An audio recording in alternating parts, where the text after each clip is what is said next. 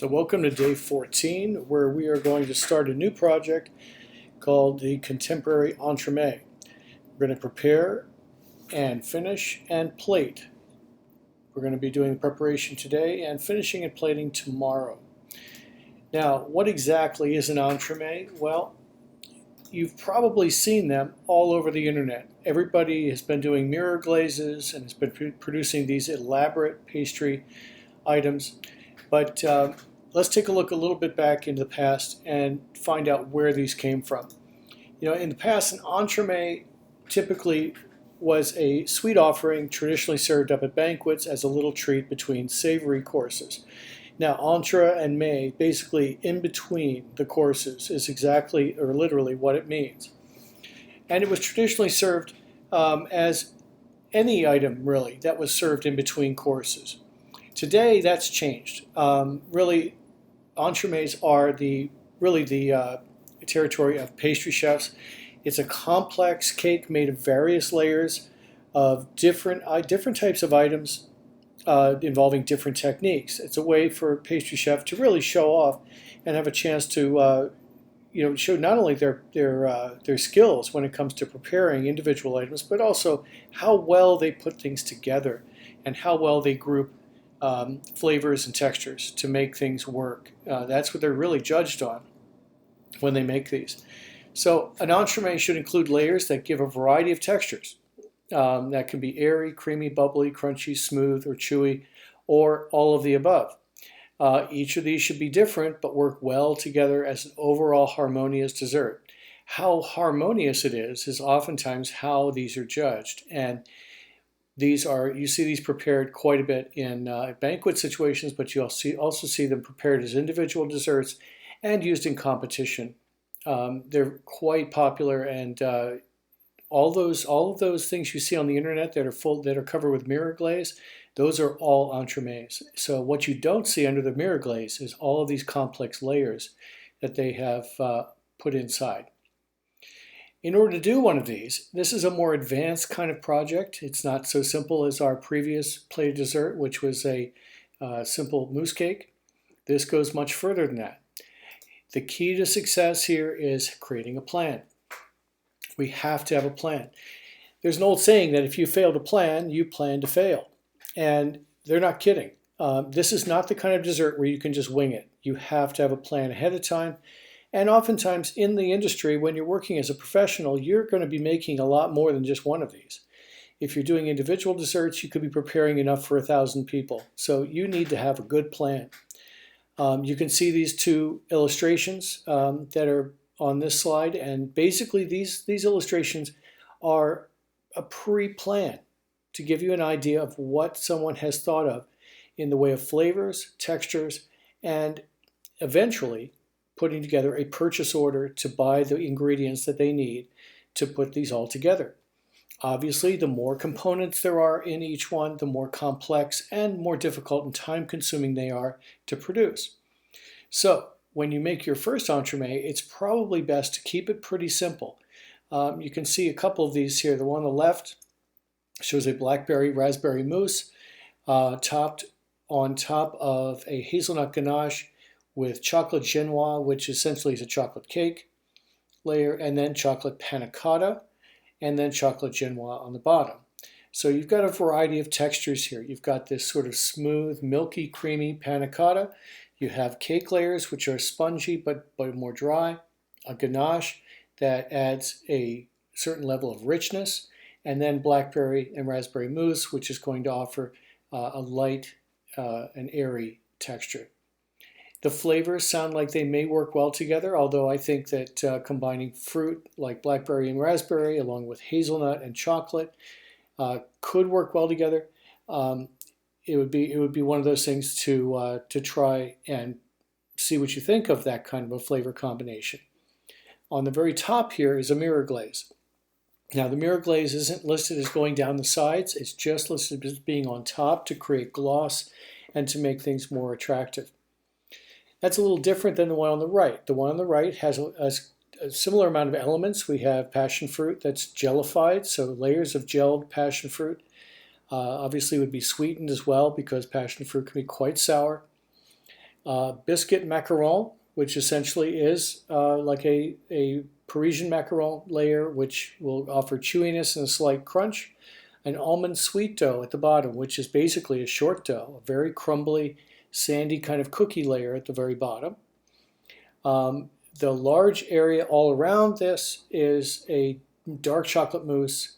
And I forgot the compote, the raspberry rose and rosewater compote that's in the center. This one is completely covered with a white chocolate mirror glaze. So it says glaçage mirror white. That's a white chocolate mirror glaze that will encompass the entire dessert. And then macarons on top. Macarons just used as a garnish on top, but giving you that similar texture to what we'd find with the biscuit macaron down inside. This plan is pretty adventurous. Remember that every one of these items has to be produced and prepared perfectly so that when you go to assemble, that everything works, right? Everything's going to hold up well, it's going to store well while you're waiting to get the whole thing assembled.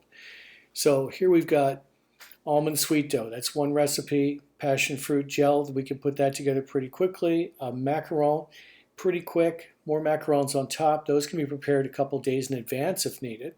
The compote, raspberry compote, can be prepared and refrigerated. The mirror glaze can be produced a day ahead. The one last thing that would have to be prepared the last minute on this would be the dark chocolate mousse. So all these other parts would have to be prepared in advance and ready to go when you produce that chocolate mousse. And then finally, after the chocolate mousse is assembled with all of these parts, it is frozen solid, and then we produce the mirror glaze that would go over top of it when it's frozen. You can tell by my description here, this is complex. It takes a bit of planning and it takes a bit of agility to pull it all off, and especially if you're making a large quantity of them. But this is what an advanced project is about, and it's a lot of fun to do. So your plan is going to direct your production schedule. How many items do you need to create? Do you have 3 items, three components inside this entremet? Do you have 10 items?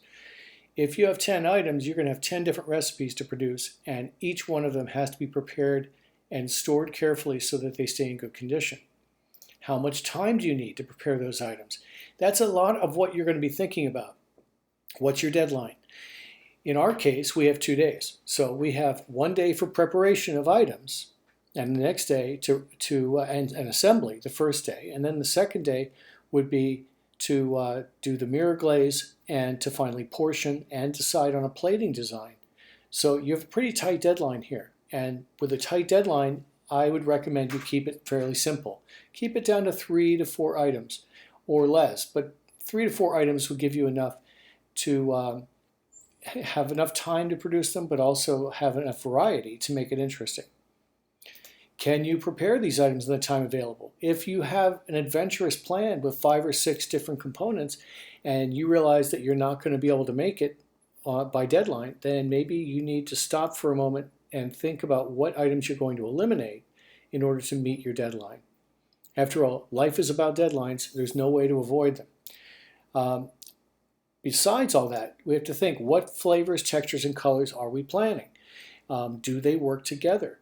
If you were to put all of them in your mouth at the same time, are they going to taste good? Are they going to have good textures? Are they going to harmonize nicely? If not, you may want to reconsider your flavors or your textures so that they do work together. Do any of your items have sensitivity to temperature? Can they get damaged easily? These are things that you need to consider, because if things are really temperature sensitive, then they may have to be refrigerated and kept refrigerated right up until they're served. If they're delicate, if they can be damaged easily, then you may need to make more of them to make sure that you account for breakage. This especially is true with delicate chocolate garnishes and cookie garnishes. They break easily, so we have to prepare for that. When I prepared a luncheon for 800 people with a chocolate mousse entremet, and we had a very thin cookie, a little tuile cookie as our garnish. We needed 800 of them. I decided we're going to make 1,200 because I knew we would lose about 400 or 500 of them in breakage. So does anything need to stay cold to be served? Um, that means planning out refrigeration space. You would need space to store your items, and we will have access not only to our cooler but also to our walk-in refrigerator. So depending on how much space you need, you're going to have to think about that. Where am I going to store this stuff until tomorrow if I need to? Um, or what amount of space is needed to store my entremet? Luckily, in this project, you only have to produce 2 plates so that you'll have one for the critique for class and the other one you're going to have as a backup, just in case something terrible happens, like you trip over your shoelace on the way up to the critique table. You then would have a backup. So what is your backup plan if something goes wrong?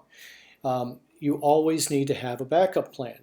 After all, in the industry, there are customers waiting, and we don't have the luxury of being able to have a do-over. So we have to be able to have a backup plan and be ready just in case something horrible goes wrong. So our first day is going to be assembly and preparation and assembly. As you can see here, these are photographs of small individual dome desserts, hemispherical desserts. The pictures on the lower left are of the items frozen. The lower center is when they're placed into a silicone mold and they're assembled. This is on the lower right is partially assembled. The small hemispheres are being placed inside of a mousse surround. So this particular dessert is being assembled that way. First, the small hemispheres go in. First, some mousse goes in, then the small hemispheres. More mousse goes on top to enclose it. They're frozen solid, and then finally they are mirror glazed. Mirror glaze is a lot of fun, and we'll have a chance to do some of that if you'd like to. Not everybody has to do a mirror glaze, but if you want to do a mirror glaze, there are several different types, from fruit glazes to caramel to chocolate glazes, and we can do a lot with this. So this is one that was, I think this was about a year ago, where we did one with a caramel glaze on the outside. And this one was placed on top of a cookie base. The caramel glaze is translucent, so that adds beautiful shine, but also you can see some of the color showing through. So you're going to assemble your necessary recipes. That's the first thing. Get your recipes together and study them. Prepare each one perfectly. When you have your recipes, you're going to need to really think about, what ingredients do I need? And you need to get that ingredient list in so we can make sure we have them so that you're ready to go into preparation. After you prepare each one, and each one is ready to go and perfectly prepared, you're going to need to store them and store garnish and sauce items safely. Garnishes can be very time consuming. Sauces usually hold well overnight in the refrigerator, but some sauces, like a ganache, for example, if I was going to use a thinner ganache, I would leave it at room temperature because I don't want it to get too hard overnight. Entremets, once they are prepared, once they are assembled, they need to be frozen. We're going to refrigerate them overnight, and then tomorrow, the second day, we're going to be freezing them in the blast chiller to get them good and solid so they're ready to be glazed. If you need to freeze elements the first day, like a center, like here in the left picture, you'll be able to do that because the blast chiller will be going at 40 below zero, and we'll be able to get them frozen so that you'll be able to use them for assembly. Why do we freeze them? Well, they're a lot easier to handle when they're frozen than when they're just soft out of the refrigerator. So you get less fingerprints, you get less damage if they're frozen solid. Second day, you'll be applying your finished glaze or coatings, depending on what you'd like to do. Some people will use just a coating of some sort. They may use little chunks of chocolate. They might use crumbs. They might use chocolate curls, things like that. But the glazes are also very popular and very nice to do. Then the second day, we're going to be plating. So I want you to look ahead at the plating designs that are listed so that we can start thinking carefully about how we'd like them to look on a plate. I'm bringing in plates so that everybody can design their plating. The entremet looks beautiful on its own, but it looks even better when it's accompanied with a sauce and a garnish. So here's some examples of entremets, and you can start to get an idea of some of the items that people are putting together, different flavors that people have chosen to use, and the kinds of coatings that people put on entremets. And some of these I've just pulled from the internet, as you can see, but they have a variety of different textures, a variety of different flavors, colors, and that's what makes them special. So chocolate, we've got some caramel, we have one up here in the top center. It looks like it has a pistachio flavor profile.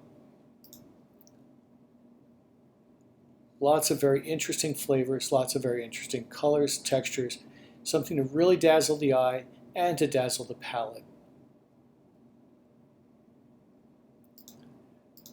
Here's some other examples of plating designs. So we can see that sometimes you can go with a very simple plating. Here's some chocolate cigarettes with a tri-chocolate mousse cake and a simple sauce on the plate. Others are more complex, like this one with the blue plate. Much more complex, much more playful. They don't have to be round, of course. They could be produced as a rectangle. They could be produced in whatever shape seems to be appropriate for your plating design. Little domes, or bombs as they call them. These are hemispherical molds for individual desserts, and they can be very useful for creating the perfect size for one individual dessert. It's a very simple plating. Notice that on the lower left here, the sauce, very carefully applied to the plate, very carefully piped on the plate to create something that's visually interesting. Same thing with this one, using lots of different elements on the plate, but the idea here is to create something that is visually interesting. So chocolate garnish, sauce, they have a frozen item on here, a little quenelle of ice cream or sorbet. But the idea is to create a variety. Here's an example of just plating pumpkin pie. Now, something so simple as pumpkin pie, what can you do with it? Sure, you could just cut a wedge and just put it on a plate and toss it to a customer, but you can also make it a lot more interesting. These are different plating designs using the exact same item, right? Using pumpkin pie, but plating it in very different ways with very different elements. And of course, the pumpkin pie is still the star of the show, but the plating is what really makes it look, really sets it off, really makes it look special. Other plating designs, again, use of sauce, fresh fruit, other items on the plate. Remember, the more elements you have on the plate, the more complex it gets. This chocolate garnish would be complicated to make because it's so thin and so delicate. I would probably make several extras just to make sure that I didn't have too much breakage. But it's a very attractive garnish, just made of tempered chocolate, piped out with a paper cone, in circles or in circular forms on a piece of paper, and then lifted and used as a garnish. Very simple plating. So it's a little more complex, using dried meringue, using some ice cream, and a sauce on the plate. Here's they mentioned here, buttery crust, salted caramel, caramelized macadamia, coconut dacquoise, dulce de leche, chocolate mousse. There's a lot of flavors going on in there, lots of flavors. I do have a dacquoise recipe that you can use. It is basically a meringue that has been baked, and in the case of a coconut dacquoise, coconut is added to it. With these flavors together, you think of the buttery tart-like shell on the bottom, salted caramel, caramelized macadamia nut on top, the dacquoise with coconut, and dulce de leche. There would be a lot of good flavors going on in there. So in order to get ready for this, what we're going to need is you need to locate and study the recipes needed for your entremet. See day 14 so that you can get a really good chance to look over some recipes. Decide which ones you'd like to use. You could use 3 recipes, 4 recipes, 5 of them. It depends on what you think you can do in one day as far as preparation. Because by the end of the first day, your entremet should be prepared, should be assembled, and chilled. We need to put them in the cooler overnight. So then make a list of ingredients and group them together. If you need butter in 3 different recipes, group it together so that you show how much total butter you're going to need for all of your recipes. Don't give me a list where you've got 2 ounces of butter here, a teaspoon of butter there, and 5 ounces of butter there. Group it all together so that you know how much you need total. That way I can add it all up and get everything ordered in. So on day 1, prepare your components, assemble the entremet, and chill it overnight. That's your goal.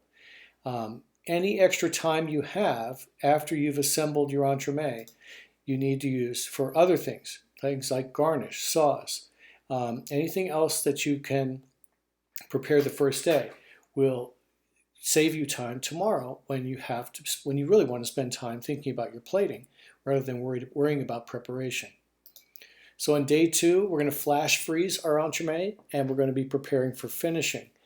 The finishing could be any one of a number of different things, but if you're going to be using a glaze, a clear mirror glaze, then you're going to want to get your glaze to the right temperature so that it is about room temperature, not too warm, and it's going to have gelatin in it, so it's going to need to be something, it's still going to need to be in a liquid state to be poured if you're going to be using a mirror glaze.